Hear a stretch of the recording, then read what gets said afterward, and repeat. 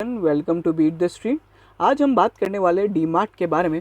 इस वीडियो में हम लोग डीमार्ट का करेंगे पूरा फंडामेंटल एनालिसिस, बिजनेस ओवरव्यू जानेंगे और बताएंगे आपको कैसे रहे उनकी फिनेंशियल परफॉर्मेंस, और वहीं पे बिजनेस परफॉर्मेंस की बात करेंगे। कुछ टेक्निकल एनालिसिस भी करेंगे और साथ ही में हम लोग शेयर होल्डिंग पैटर्न में चेंजेस देखेंगे और आपको ये भी बताएंगे मैनेजमेंट का आउटलुक क्या है। जो अभी करंट यहाँ पे अगर आप सिचुएशन देख रहे हैं, second wave of corona virus चल रहा है, उसको लेके मैनेजमेंट का आउटलुक और यहाँ पे ओपिनियन क्या है, और बाकी और तरह तरह के बिजनेस अपडेट्स वगैरह सारी चीज़ें जानेंगे इस वीडियो के दौरान। और एंड में हम आपको ये भी बताएंगे कि इसमें आपको क्या करना चाहिए, बाय करें, सेल करें या होल्ड करें। सारी चीज़ें एक वीडियो के अंदर हम लोग जान लेंगे। ये वीडियो थोड़ा लंबा हो सकता है लेकिन अंत तक ज़रूर देखिएगा ताकि हम आपको बता सकें कि यहाँ पे आपका क्या टारगेट प्राइस होना चाहिए।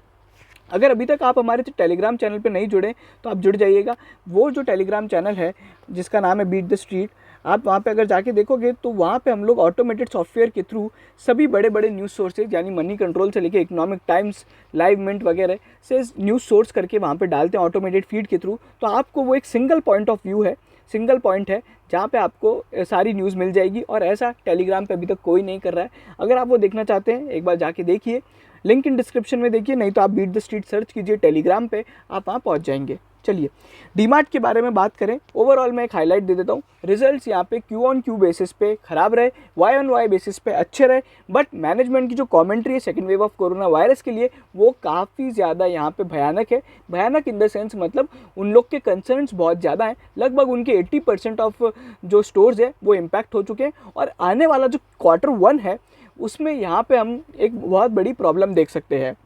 चलिए अब डिटेल्ड एनालिसिस की बात करें। स्टैंड अलोन रेवेन्यू 7,303 करोड़ है, जो कि ऑलरेडी कंपनी ने Q4 अपडेट में बताया था। 17% से बढ़ता है। स्टैंड अलोन पैट 51% से बढ़ता है, जो कि 435 करोड़ है। अभी हम लोग अगर बात करें यहाँ पे, अगर ओवरऑल यहाँ पे देखेंगे अगर एबिटा, तो एबिटा के अंदर लगभग यहाँ पे डिक्लाइन देखने को मिला है वाई ऑन वाई बेसिस पे और even Q on Q basis पे भी। वहीं पे अगर आप देखोगे, अगर यहाँ पे पैट की बात करें तो पूरे साल के लिए स्टैंड अलोन पैट रहा है यहाँ पे 1165 करोड़, जिसमें डिक्लाइन देखने को मिला है 13.7% से। अगर आप बात करें इसके ईपीएस की तो लगभग इसका ईपीएस यहाँ पे अगर आप देखोगे तो 17.99 रहा है, जो कि डिक्रीज हुआ है। 17.99 का इसका ईपीएस है, तो अभी लगभग 18 रुपये का ईपीएस मानते हैं। और यहाँ पे थोड़ी बहुत ग्रोथ को भी ऐड करें तो 20 रुपये का ईपीएस भी अगर आप पकड़ते हो, और भाव चल रहा है लगभग अभी 2900-2800 रुपये, तो यहाँ पे जो अपने को पी आता है वो करीबन 145 का पी आता है, जो कि बहुत महंगा स्टॉक है। वैल्यूएशंस क्यों है ये आप सभी को पता है। डीमार्ट अपने बिजनेस में जो स्टोर्स यूज़ करता है वो स्टोर्स इनके ओन्ड है, ना कि रेंटल पे, और ये बहुत बड़ा इनको बेनिफिट है। और इनकी बोरोइंग्स, डेप्ट वगैरह भी बहुत कम है, तो ये सारी चीज़ें यहाँ पे एक प्रीमियम बिजनेस है। वहीं पे अगर आप बात करोगे, इन लोग ने टोटल 22 स्टोर्स ऐड किए हैं FY21 में, और उसके अलावा 2 स्टोर्स को फुलफिलमेंट सेंटर में बना दिया गया था एवेन्यू ई कॉमर्स के लिए। वहीं पर अगर आप बात करोगे Q4 के अंदर यहाँ पे 13 स्टोर्स ऐड किए थे, और ये लगभग अगर आप देखोगे जितने स्टोर यहाँ पे FY21 में ऐड हुए थे ना, अगर आप देखोगे FY21 में लगभग टोटल 22 हुए और उसमें से 13 स्टोर तो Q4 में ऐड हुए। तो ओवरऑल यहाँ पे स्टोर्स कंपनी ने काफ़ी ज़्यादा ऐड कर लिए हैं। वहीं पे हम Q4 की बात करें, 617 करोड़ का अगर आप देखोगे तो ईबिटा है, जिसके अंदर 47% राइज देखने को मिला है। और वहीं पे पैट अगर आप देखोगे 51% से बढ़ा है। टोटल रेवेन्यू 17% से बढ़ा है। अब यहाँ पे एक बहुत ही इंपॉर्टेंट बात आती है, अगर आप Q4 को पिछले साल की Q4 से कंपेयर करते हो तो कंपनी के बिजनेस ने काफ़ी अच्छा परफॉर्म किया है। और इससे आपको ये पता पड़ता है कि अगर पेंडेमिक नहीं होगा तो डीमार्ट का बिजनेस यहाँ पे सस्टेनेबल है और बहुत अच्छा परफॉर्म करेगा। अगर आप देखोगे पिछली बार भी यहाँ पे Q4 FY20 में पेंडेमिक वगैरह इतना नहीं था, ठीक है। Q4 FY20 में तो था ही नहीं, 2019 में। और अगर आप बात करते हैं पिछले क्वार्टर की, अगर आप देखोगे जनवरी से मार्च वाला, तो यहाँ पे अगर आप देखोगे तो अपने यहाँ पे भी उस टाइम पेंडेमिक अभी नहीं था, ठीक है ना। लोग बाग मतलब सब घूम रहे थे, आराम से हो रहा था। तो पेंडेमिक टू नॉन पेंडेमिक अगर अपन परफॉर्मेंस देखें बिना पेंडेमिक के यहाँ पे, तो परफॉर्मेंस काफ़ी अच्छी रही है। और ये एक बहुत बड़ा इंपॉर्टेंट क्राइटेरिया डीमार्ट के बिजनेस को जज करने का। ऑब्वियसली ये लोग ब्रिक एंड मोटर बिजनेस में, तो इन लोग का बिजनेस इंपैक्ट होगा। और कंपनी ने ऑलरेडी अपने लास्ट अभी अगर आप देखोगे AGM में, और वैसे भी कंपनी ने हर बार बोला है कि जो एवेन्यू ई कॉमर्स वाला बिजनेस है वो उस पर बहुत ज़्यादा सिग्निफिकेंटली ग्रो नहीं करेंगे। अभी भी अगर आप देखोगे तो बहुत कम सिटीज़ उन लोग ने कवर कर रही है, लगभग 10-15 सिटीज़ भी नहीं है जो इन लोग ने Avenue e commerce DMart ready जो इनका ऐप है उसके थ्रू कवर कर रखा है। वहीं पे अगर आप बात करते हैं यहाँ पे पैट मार्जिन की, तो इस बार यहाँ पे जो पैट मार्जिन है वो 5.9% रहे हैं, जो कि पिछले क्वार्टर से बड़े हैं। इबिटा मार्जिन की बात करें तो 8.4% रहे, जो कि यहाँ पे पिछली बार 6.7% थे। उसी के अलावा यहाँ पे अगर और चीज़ें हम देखें तो बेसिक EPS हम लोग देख चुके हैं। टोटल रेवेन्यू यहाँ पे अगर आप देखते हो तो ये सारी चीज़ें भी हम लोग ऑलरेडी डिस्कस कर चुके हैं। टोटल रेवेन्यू अगर कंसोलिडेटेड बेसिस पे देखें 7,412 करोड़ के रेवेन्यू रहते हैं जो पिछले साल से बढ़े हैं। वहीं पे अगर आप देखोगे EBITDA मार्जिन ओवरऑल 8.3% रहा है। और नेट प्रॉफिट की बात करें अगर अपन, तो यहाँ पे 414 करोड़ का नेट प्रॉफिट रहा है जो पिछले साल यहाँ पे 271 करोड़ था। पैट मार्जिन 5.5% है और EPS 6.39 है। वहीं पे अगर आप देखते हैं ओवरऑल ये पूरे साल की परफॉर्मेंस है जो हम लोग ऑलरेडी डिस्कस कर चुके हैं। अगर आप देखोगे तो ओवरऑल जो परफॉर्मेंस है पिछले साल से थोड़ी यहाँ पे ख़राब रही है। अगर आप देखेंगे, जैसे हम लोग चलिए फिनेंशियल्स भी देख लेते हैं। फिनेंशियल्स में अगर आप देखोगे तो यहाँ पे आपको समझ में आएगा कि ये कैसी परफॉर्मेंस है। देखिए ये कंसोलिडेटेड रिजल्ट्स हैं।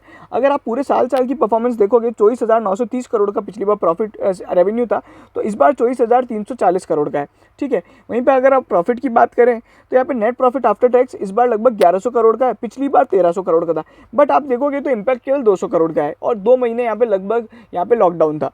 ठीक है, और Q4 को अगर आप कंपेयर करते हो पिछले क्वार्टर से, तो यहाँ पे परफॉर्मेंस थोड़ी ख़राब रही है। इसके बारे में कंपनी ने ऑलरेडी अपने Q3 में बताया था कि उनको दिसंबर के मंथ में यहाँ पे प्रॉब्लम दिखने लग गई थी। अभी प्रॉब्लम क्या होती है, ये प्रॉब्लम नहीं थी। देखिए जो लास्ट क्वार्टर था ना, उसमें 2 महीने तो एकदम फेस्टिव सीजन आ जाते, दिवाली वगैरह, जिसके कारण अगर आप देखोगे तो अक्टूबर और नवंबर में बहुत ज़्यादा पीक था। बट दिसंबर में कंपनी की सेल्स अपने आप कम हो गई थी, जिसके बारे में कंपनी ने अपने Q3 के अपडेट में भी बताया था। तो ओवरऑल यहाँ पे कंपनी का जो मैनेजमेंट और कॉर्पोरेट गवर्नेंस है ना, वो बहुत स्ट्रांग है। ये लोग जो भी चीज़ होती है ना, वो सारी चीज़ें बता देते हैं। अगर आप इनका कोविड-19 का भी वो देखोगे ना अभी कमेंट्री, तो बहुत ज़्यादा यहाँ पे डिटेल में बताया गया है। उसी के अलावा अगर अपन देखें, यहाँ पे बहुत ही सिंपल स्ट्रेटेजी है जो डीमार्ट फॉलो करता है, जो कि नाम है low cost everyday low cost strategy. अब इसके पीछे है ना, लोगों ने आप सभी ने सुनना होगा, बट इसके पीछे इम्पैक्ट क्या है, ये कैसे काम करता है, इसके पीछे एक बहुत ही सिंपल मॉडल है। अगर आप देखोगे लो कॉस्ट होता है, लो कॉस्ट के कारण यहाँ पे हाई फुटफॉल होगा, हाई फुटफॉल के कारण यहाँ पे आपकी हाई सेल्स होगी, है ना। हाई सेल्स के कारण यहाँ पे अगर आप देखोगे तो मोर डिस्काउंट, हाई सेल्स के कारण यहाँ पे अगर हाई वॉल्यूम्स होंगे और इसके कारण यहाँ पे मोर डिस्काउंट फ्रॉम मैन्युफैक्चरर मिलेगा। अगर समराइज मैनर में बताऊँ तो ये देखो, ये लो कॉस्ट हुआ, लो कॉस्ट के बाद हाई फुटफॉल होगा और हाई सेल्स ग्रोथ होगी और हाई वॉल्यूम होगा। ठीक है, अब अगर ये सारी चीज़ें होती है तो यहाँ पे मैन्युफैक्चरर से ज़्यादा डिस्काउंट मिलेगा और इसी कारण ये स्ट्रेटजी ऐसे काम करती है। लो कॉस्ट से हाई फुटफॉल से हाई सेल्स से हाई वॉल्यूम से मोर डिस्काउंट। उसी के पीछे अगर हम देखेंगे तो यहाँ पे अभी जो इनके CEO हैं नेविल नोराना, उनके यहाँ पे क्या कमेंट्स है वो भी देख लेते हैं। FY21 कंपनी के लिए चैलेंजिंग रहा है। उसी के अलावा अगर आप देखोगे May 20 से अगर आप देखेंगे तो सेकंड ईयर तो पूरा का पूरा रिकवरी में ही चला गया। स्ट्रॉन्गर सेकंड वेव यहाँ पे आ चुकी है अगर आप देखोगे, अगर अपन देखेंगे, और फिर वहीं पे इस कंपनी के सिग्निफिकेंटली बिजनेस यहाँ पे अभी डिसरप्ट हो चुके हैं इस कारण से, बिकॉज यहाँ पे नए लॉकडाउन्स अनाउंस हो गए हैं। वहीं पे थोड़ी बहुत हम लोग और चीज़ें देखते हैं। सबसे पहले अगर आप देखेंगे कुछ ग्राफिकल चीज़ें देख लेते हैं, कैसे कैसे कंपनी का बिजनेस ओवरव्यू है। कंपनी मोस्टली क्या क्या करती है, तो आप सभी को पता है क्या क्या बिजनेस होता है। सबसे ज़्यादा इन लोग का काम होता है फूड्स वाला जो बिजनेस होता है, जिसके अंदर डेयरी, स्टेपल, ग्रॉसरीज और फ्रोजन फ्रूट्स। फिर नॉन FMCG में अगर अपन देखेंगे तो पर्सनल केयर, टॉयलेटरीज वगैरह, होम केयर वाली जो चीज़ें होती है 57% फूड से आता है, नॉन फूड से यहाँ पे 19% का बिजनेस आता है, और वहीं पे जनरल मर्चेंडाइज और अपैरल से यहाँ पे 22% का बिजनेस होता है। वहीं पे अगर आप देखोगे क्लस्टर बेस्ड, ये ओवरऑल डीमार्ट के टोटल स्टोर्स की यहाँ पे लोकेशंस है। अभी अगर आप देखना चाहते हैं टोटल स्टोर्स कितने हैं, तो 234 टोटल स्टोर्स हैं। सबसे ज़्यादा इनके पास है स्टोर महाराष्ट्र में 74, और महाराष्ट्र में सबसे ज़्यादा हालत ख़राब है। उसके बाद 42 स्टोर्स यहाँ पे इनके गुजरात में है। वहीं पे बात करेंगे ईयर वाइज स्टोर एडिशंस की, तो अगर आप देखोगे तो हाईएस्ट एवर यहाँ पे स्टोर एडिशंस किए हैं। 110 तो यहाँ पे पहले किए थे। ठीक है, 22 न्यू स्टोर्स अगर आप देखोगे सिंस लिस्टिंग, हाईएस्ट एवर अगर अपन देखते हैं तो यहाँ पे FY22 में अगर अपन FY20 में 38 स्टोर्स ऐड किए थे, बट यहाँ पे अगर अपन देखेंगे तो 22 स्टोर्स ऐड किए हैं। वहीं पे अगर अपन देखेंगे ई कॉमर्स के लिए यहाँ पे कंपनी ने 2 फुलफिलमेंट सेंटर, यहाँ पे 2 स्टोर्स को 2 फुलफिलमेंट सेंटर बना दिया था। अभी अपन देखते हैं टोटल बिल कट्स का मतलब कितना है, टोटल बिल कितने काटे गए हैं। 15 करोड़ बिल काटे, पिछली बार से कम है। लाइक फॉर लाइक ग्रोथ का मतलब क्या होता है, पिछले 24 महीने में अगर अपन देखना चाहें तो मैं आपको सिंपल सी चीज़ समझाता हूँ।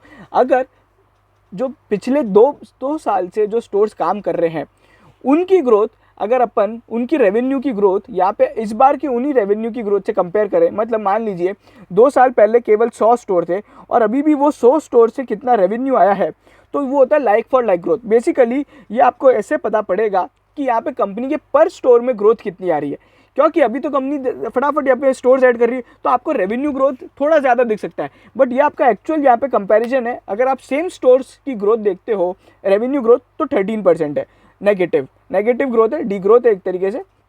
वहीं पर अगर हम बात करें रेवेन्यू फ्रॉम सेल्स पर रिटेल बिजनेस स्क्वायर फीट, मतलब एक स्क्वायर फीट से कितना सालाना रेवेन्यू होता है, तो लगभग अगर आप देखोगे तो 27,306 ये जो रेवेन्यू है अगर आप देखोगे तो ये होता है पर सेल्स पर retail business area square feet, और टोटल इनका एरिया स्क्वायर फीट कितना है 8.8 मिलियन स्क्वायर फीट, लगभग 88 लाख स्क्वायर फीट का इनका टोटल यहाँ पे रिटेल एरिया है जो ऑपरेशन है। फिर वहीं पे अगर आप देखेंगे रेवेन्यू फ्रॉम ऑपरेशंस इस बार म्यूटेड रहे हैं क्योंकि FY21 के कारण प्रॉब्लम आ गई थी। एबिटा मार्जिन्स पे भी इंपैक्ट आ गया क्योंकि कंपनी को ऑब्वियसली अपनी प्राइस वगैरह कम करनी पड़ी ताकि हाई वॉल्यूम ग्रोथ देखने को मिल सके। वहीं पे पैट मार्जिन की बात करें 4.9% रहता है और ओवरऑल यहाँ पे प्रॉफिट यहाँ पे आफ्टर टैक्स 1165 करोड़ रहता है।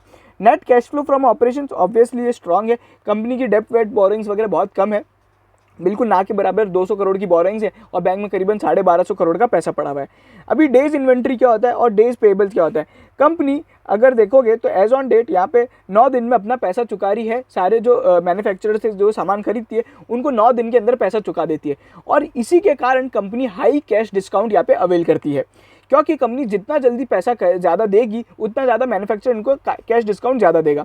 और डीमार्ट की यही स्ट्रेटेजी काम करती है क्योंकि उनकी जो बैलेंस शीट वगैरह वो बहुत स्ट्रांग है, उनके पास लिक्विडिटी भी बहुत ज़्यादा होती है, डेब्ट वगैरह है नहीं, तो वो फ्यूचर रिटेल या बाकी अगर आप ट्रेंड वगैरह से कंपेयर करते हो तो उनसे और वी मार्ट वगैरह से, तो यहाँ पे क्या होता है वो सारी तो डेब्ट गवर्न कंपनी है, उनको रेंट भी देना पड़ता है, तो ये लोग क्या करते हैं, इनका कुछ ऐसा बिजनेस है ही नहीं, इनका कुछ ऐसा एक्सपेंस है ही नहीं, तो यहाँ पे ये लोग मैन्युफैक्चरर को सबसे जल्दी पैसा देते हैं 9 दिन के अंदर, और वहीं पे जो ये हाईएस्ट इन्वेंट्री होल्ड करके रखते हैं अपने पास तो लगभग 36 दिन की रखते हैं, मतलब लगभग 1 महीने की इन्वेंट्री रहती है, उसके अलावा इससे ज़्यादा इन्वेंट्री होल्ड नहीं करते। डेप्ट टू इक्विटी रेशो अगर आप देखोगे तो यहाँ पे बिजनेस अगर आप देखते हैं तो डेप्ट टू इक्विटी रेशो यहाँ पे कम हुआ है जो कि अच्छी बात है। इक्विटी बेसिकली ये नेटवर्थ है 12,305 करोड़ की नेटवर्थ है, और टोटल डेप्ट अगर आप देखोगे तो 296 करोड़ है जो थोड़ी बहुत नेग्लिजिबली बढ़ी है। रिटर्न ऑन नेटवर्थ अगर अपन देखते हैं तो 9.9% रहता है, और रिटर्न ऑन कैपिटल एम्प्लॉयड अगर आप देखते हो तो 11.5% है। वहीं पे fixed asset to turnover ratio थोड़ा कम हुआ है जो कि एक नेगेटिव खबर है। ये थे थोड़ी बहुत ऑपरेशनल और बिजनेस हाइलाइट्स, और वहीं पे अगर अपन देखेंगे तो ये बेसिकली ये सारी हमारी थी। अब हम लोग जान लेते हैं इंपॉर्टेंट बात जो कि अपना बिजनेस ओवरव्यू है, कोविड-19 का इम्पैक्ट है। ठीक है, अगर आप देखोगे तो कंपनी ने डी ग्रोथ वगैरह देखी है, और वहीं पे सेल्स और जनरल मर्चेंडाइज ये सारी चीज़ें हम लोग देख चुके हैं। डीमार्ट अभी अगर अपन देखोगे तो केवल 4 शहर में काम कर रहा है, डीमार्ट रेडी, अहमदाबाद, पुणे, बैंगलोर, हैदराबाद। ठीक है, उसी के अलावा यहाँ पे एक और जो रीजन है अगर अपन देखेंगे तो MMR है जो इनका मेन बिजनेस है, वहीं पे तो ओवरऑल 5 जगह है जैसे कि मैंने पहले बताया था, 5 एक जगह पे है। अच्छा, इम्पैक्ट क्या क्या है अगर आप देखोगे, कॉशियस ऑप्टिमिज्म है। कॉशियस का मतलब ये लोग बहुत ज़्यादा डरे हुए हैं, एक तरीके से आप ऐसा कह सकते हो, कॉशियस का मतलब यही है। उसी के अलावा सिग्निफिकेंट रेस्ट्रिक्शंस है, अभी जो वैक्सीनेशन वगैरह चल रहा है उसके कारण स्ट्रॉन्ग ऑप्टिमिज्म है, मतलब स्ट्रॉन्ग आउटलुक है। वहीं पे अगर आप देखोगे तो यहाँ पे बिगनिंग मार्च 21 इन्फेक्शंस वगैरह बढ़ गए जिसके कारण लोकल रेस्ट्रिक्शंस वो जो कि इंक्रीज हो गए अप्रैल मई में। सबसे पहले यहाँ पे कंपनी ने अपने एम्प्लॉयज़ वगैरह की बात बताई है जो कि अपने लिए एज अ शेयर होल्डर इतना ज़्यादा इंपॉर्टेंट नहीं है, मानता हूँ मैं बहुत इंपॉर्टेंट बात है, बट यहाँ पे ओवरऑल शेयर होल्डर के लिए एक इतनी इंपॉर्टेंट बात नहीं है। कंपनी अपने एम्प्लॉयज़ का ध्यान रखती है और अच्छी बात है, बिल्कुल रखना चाहिए। स्टोर ऑपरेशन सबसे ज़्यादा इंपॉर्टेंट है। कंपनी ने बोला मार्च 21 से, जो कि मतलब अभी अगर आप देखोगे मार्च 21 से यहाँ पे सिग्निफिकेंट स्टोर ऑपरेशन में प्रॉब्लम आ गई। 80% जो अभी जो स्टोर्स हैं अगर आप देखोगे तो लोअर नंबर ऑफ आवर्स काम कर रहे हैं। अगर आप देखोगे नॉट एक्सीडिंग 4, मतलब 4 घंटे से ज़्यादा नहीं खोलने दे रहे कोई भी स्टोर को, और कुछ स्टोर्स यहाँ पे इनके शट भी रहे हैं। और उसी के अलावा रेस्ट्रिक्शंस यहाँ पे अगर आप देखोगे तो इनके वेरी करते हैं, बिकॉज यहाँ पे सभी जगह लोकल इश्यूज अलग अलग होते हैं, लोकल लॉज अलग होते हैं। सप्लाई चेन अगर आप देखोगे तो अभी तक तो उनको रेगुलर सप्लाई आ रही थी, बट यहाँ पे अगर आप देखोगे फर्स्ट वेव में अगर अपन देखते हैं तो ये जो रिसेंट पेंडेमिक है और कॉन्सिक्वेंट सेल्स इन Q3 और Q4 के बाद यहाँ पे अभी समर और बैक टू स्कूल सीजन में अभी यहाँ पे ये सारी चीज़ें इम्पैक्ट हो जाएगी, और अभी ये लॉन्ग टर्म इम्पैक्ट है इनकी इन्वेंट्री और टू सेल्स रेशियो वगैरह पे।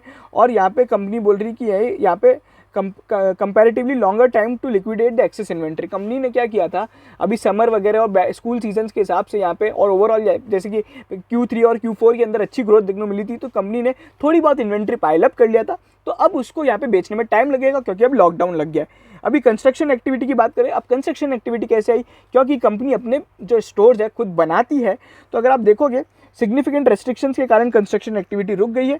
अभी अगर वो बोले, यहाँ पे कंपनी ने बताया कि वो अनएबल टू फोरकास्ट है कि इम्पैक्ट कितना होगा स्टोर जो ओपनिंग पाइपलाइन पे, बट यहाँ पे वो बोल रहे हैं कि ऑप्टिमिस्टिक है, migration of construction is not visible like the first time. अगर अपन देख रहे हैं कि माइग्रेशन वगैरह नहीं हो रहा है, और यहाँ पे ये फार बेटर दिस टाइम है ड्यू बिकॉज वैक्सीनेशन वगैरह चल रहा है। और उसी के अलावा कंपनी ने अपने जो आगे स्टोर ओपनिंग्स है उस पर कोई गाइडलाइन नहीं दी है, बट यहाँ पे जो आउटलुक है ना, वो यहाँ पे बोल रहे हैं कि we expect more frequent lockdowns across cities and towns, और ये लॉन्गर पीरियड तक रहेगा। तो ओवरऑल जो कमेंट्री है ना वो ख़राब है। अब यहाँ पे क्या होगा ना, ये कमेंट्री ही हर बार प्रॉब्लम करती है, क्योंकि यहाँ पे कंपनी बहुत ज़्यादा अपने कॉर्पोरेट गवर्नेंस में अच्छी है, तो वो जो भी होता है वो सब कुछ बताती है। दो रिजल्ट्स अच्छे हैं अगर आप देखोगे YoY बेसिस पे, बट QoQ पे तो ख़राब है ही। बट यहाँ पे कंपनी के अगर अपन देखेंगे तो यहाँ पे जो शेयर प्राइस में आपको इम्पैक्ट देखने को बिल्कुल मिलेगा, थोड़ा बहुत यहाँ पे एक डाउन साइड देखने को मिलेगा। बट यहाँ पे एक और चीज़ है जो मैं आपको बताऊँगा कि यहाँ पे डीमार्ट आपको क्यों खरीद के रखना चाहिए, वो बेस्ट पिक हो सकता है। उससे पहले हम लोग थोड़ी बहुत वैल्यूएशंस वगैरह की बात कर चुके हैं, पी रेशो तो हम लोग देख ही चुके हैं, अभी PB रेशो वगैरह की बात कर लेते हैं, थोड़े बहुत शेयर होल्डिंग पैटर्न और टेक्निकल एनालिसिस भी डिस्कस कर लेते हैं फटाफट से। तो अगर अभी आप देखोगे तो नेटवर्थ 12,184 करोड़ है, ये पुराना वाला है जो अभी तक अपडेट नहीं हुआ है, तो 12,184 करोड़ है। तो अगर आप टोटल मार्केट कैप को यहाँ पे डिवाइड करते हो अपने 12,184 करोड़ से, तो आपको यहाँ पे आएगा प्राइस टू बुक रेशो, तो वो अगर करीबन अपना आता है 15। तो प्राइस टू बुक रेशो जो अगर आप देख रहे हो वो यहाँ पे थोड़ा ठीक ठाक ही है, बट यहाँ पे ओवरऑल वैल्यूएशंस तो हाई है। बट वैल्यूएशंस हाई होने के पीछे क्या है कि डीमार्ट का जो बिजनेस मॉडल है वो बिल्कुल अलग है, रेंट है नहीं, फिक्स्ड एक्सपेंसेस बिल्कुल जीरो है, डेप्ट वगैरह है नहीं, मार्जिन इनके स्ट्रॉन्ग है, ठीक है। और इनकी जो फोकस है वो बहुत ही सिंपल फोकस है। ये लोग कोई भी ऐसे बिजनेस में ऐसा स्टोर नहीं खोलते जो खुद as a stand alone store profitable ना हो। ये लोग स्टोर तभी खोलते हैं जब वो store as a stand alone business वो प्रॉफिटेबल होगा, और डीमार्ट की यही स्ट्रेटेजी उसके सारे स्टोर्स को प्रॉफिटेबल बिजनेस बनाता है। और यही स्ट्रेटेजी है जो रिलायंस और डीमार्ट को अलग करता है। रिलायंस बहुत तेज़ी से स्टोर खोलता है, ये लोग धीरे धीरे स्टोर खोलते हैं और बहुत कॉशियस है ये लोग। तो ये लोग प्रॉफिटेबिलिटी देंगे, और वैल्यूएशंस भी इनकी जो है अगर आप देखोगे तो बहुत ही, अगर आप देखेंगे थोड़ी ज़्यादा है, बट यहाँ पे ये जो ऐसा बिजनेस है ना इसको कोई तोड़ नहीं पाया। डीमार्ट अगर आप देखोगे ना पिछले अभी सभी को पता है लॉकडाउन वगैरह हो रहा है, फिर भी यहाँ पे जो शेयर प्राइस है वो लगभग पहले 3,032 रुपये चल रहा था, अभी 2800-2900 रुपये आया है। कुछ ज़्यादा मतलब फ़र्क नहीं हुआ है, अगर आप देखोगे शेयर प्राइस में कोई खास फर्क नहीं है, बट थोड़ा बहुत अब इम्पैक्ट आएगा क्योंकि रिजल्ट वगैरह आए हैं और जो मैनेजमेंट की कमेंट्री है वो कॉशियस है। तो यहाँ पे अभी क्या हो सकता है मैं आपको बता दूं कि एक जो यहाँ पे झटका लग सकता है वो 2800 करोड़ तक यहाँ पे जा सकता है। टेक्निकली अगर आप मेरे को पूछ रहे हैं ना, तो यहाँ पे जो सपोर्ट लेवल है पहला जो दिख रहा है मेरे को 2800 रुपये का दिख रहा है, और उसके बाद 2750 और फिर 2700। तो अब मैं आपको क्या बोलूँ, जो भी लॉन्ग टर्म के लिए यहाँ पे इन्वेस्ट करना चाहते हैं ना, ये एक बहुत ही अच्छी अपॉर्चुनिटी है। Q1 का बिजनेस तो खराब होगा मैं मानता हूँ, बट अपने को स्टैगर्ड बाइंग करनी है। तो आप क्या करो, 2700, 2750 और ये वाले जो लेवल्स है ना, यहाँ पे थोड़ी थोड़ी क्वांटिटी इकट्ठी करते रहो, और ये अगले 3 महीने में करना, सारी एक साथ करने की जरूरत नहीं है। Q1 का रिजल्ट भी यहाँ पे खराब होगा क्योंकि ऑलरेडी यहाँ पे लॉकडाउन वगैरह हो गए, कंपनी ने साफ साफ अपनी कमेंट्री में बताया। तो आपको जब ये बाद में ये जब बिजनेस उठेगा ना इनका, तो यहाँ पे एक अच्छी खासी वेल्थ क्रिएट करके देगा। और डीमार्ट एक ऐसा बिजनेस है जिसके अंदर हमेशा सुपीरियर वेल्थ क्रिएशन देखने को मिला है। पिछले साल भी अगर आप देखोगे तो बहुत कुछ हुआ, बट डीमार्ट के यहाँ पे अगर आप देखोगे तो बहुत लिमिटेड डाउनसाइड होता है। उसका शेयर प्राइस ज़्यादा ऊपर नीचे नहीं होता, मतलब ज़्यादा नीचे नहीं गिरता है बल्कि ऊपर बढ़ते जाता है, क्योंकि डीमार्ट का बिजनेस मॉडल बहुत ही ज़्यादा प्रीमियम है और ये बिल्कुल वॉलमार्ट जैसा है। और वॉलमार्ट को अगर आप देखोगे ना पिछले उनके 20-30 साल का कंपैरिजन, तो वॉलमार्ट में जो ग्रोथ देखी गई ना वैसे अभी तक डीमार्ट में नहीं देखी गई है। डीमार्ट अगर अपन उसे कंपेयर करते हैं वॉलमार्ट से तो बहुत तेज़ी से यहाँ पे ग्रो करेगा। और अगर आपको बता दूँ, हम लोग ने हमारे टेलीग्राम चैनल पे एक डीमार्ट पे रिपोर्ट डाली थी जो कि IDBI कैपिटल ने पोस्ट करी थी, जिसका नाम था डीमार्ट 100 बैगर स्टोरी, जिसके अंदर डीमार्ट वर्सेस वॉलमार्ट को कंपेयर किया गया था। तो अगर आप वो रिपोर्ट देखना चाहते हैं तो हमारे टेलीग्राम को ज्वाइन करें और आपको वहाँ पे सारी जानकारी उस रिपोर्ट में मिल जाएगी। 100 बैगर स्टोरी में यही बताया गया है कि डीमार्ट में अभी भी बहुत ज़्यादा यहाँ पे ग्रोथ देखने को मिल सकती है। और ये 100 बैगर स्टोरी मतलब आप समझ गए मल्टी बैगर, और वही 100 बैगर है। प्रमोटर्स और DIIs का स्टेक अगर आप देखोगे तो FIIs ने अपना स्टेक बढ़ाया है, बिकॉज उनको पता है कि ये एक लिमिटेड डाउनसाइड स्टॉक है। तो यहाँ पे एक अच्छा टाइम है एक्यूमुलेट करने का। वहीं पर DIIs ने अपना स्टेक कम किया है, जो कि हमेशा इनके अपोजिट चलते हैं। अगर अपन देखना चाहें मेजर DIIs कौन से हैं, तो ऑब्वियसली एक ही है अभी यहाँ पे, एक्सिस म्यूचुअल फंड है, और जो भी उन लोग ने अपनी एक्सिस स्पेशल अपॉर्चुनिटीज़ और एक्सिस ब्लू चिप फंड के थ्रू ले रखा है। वहीं पर अपन देखिए मेजर FII कोई इसमें है नहीं, प्रमोटर आप सभी को पता है राधाकिशन दमानिया एंड फैमिली है। तो ये सारी चीज़ें पब्लिक के अंदर यहाँ पे एक जो है इनके CEO हैं, जो कि यहाँ पे इंडिया के रिचेस्ट यहाँ पे नॉन प्रमोटर CEO हैं। तो ये सारी चीज़ें ओवरऑल ये कंपनी काफ़ी स्ट्रांग है। मेरा जो टारगेट है वो आप मुझसे पूछना चाहते हैं तो 1 साल का 3250 का टारगेट है, and I am very very super bullish. ये SBI कार्ड के बाद हमारा one of the favourite stock है जो आपको लेके चलना चाहिए, और ये ऐसा स्टॉक है जो बाय ऑन डिप्स की स्ट्रेटजी आपके लिए तैयार करके देगा और ये अच्छी खासी वेल्थ क्रिएशन करेगा। उसके अलावा एक और स्टॉक है जो हम लोग अभी लगातार रिकमेंड करते आ रहे हैं, वो है एशियन पेंट्स। एशियन पेंट्स के अभी रिजल्ट आने वाले हैं, उसके पीछे अब उसके रिजल्ट अच्छे आएंगे, उसके पीछे 3-4 कारण है जो मैं आपको बता दूं। पहला, अगर आप देखोगे स्टील कंपनीज के रिजल्ट बहुत जोरदार हैं। दूसरा, जो कंस्ट्रक्शन बिजनेस है जैसे गोदरेज प्रॉपर्टीज़ जो अपना रियल एस्टेट में, उसके रिजल्ट अच्छे हैं। और तीसरा, सीमेंट बिजनेस वालों के रिजल्ट अच्छे हैं। अभी ये चारों इंडस्ट्री ओवरऑल पूरा रियल एस्टेट सेक्टर बनाती है। ये पेंट को मिला के ये चारों इंडस्ट्री पूरा रियल एस्टेट सेक्टर बनाती है। तो अगर 3 इंडस्ट्री कंपोनेंट्स ने अच्छा काम किया है तो आप मान के चलिए चौथी इंडस्ट्री भी अच्छी ही परफॉर्म करेगी।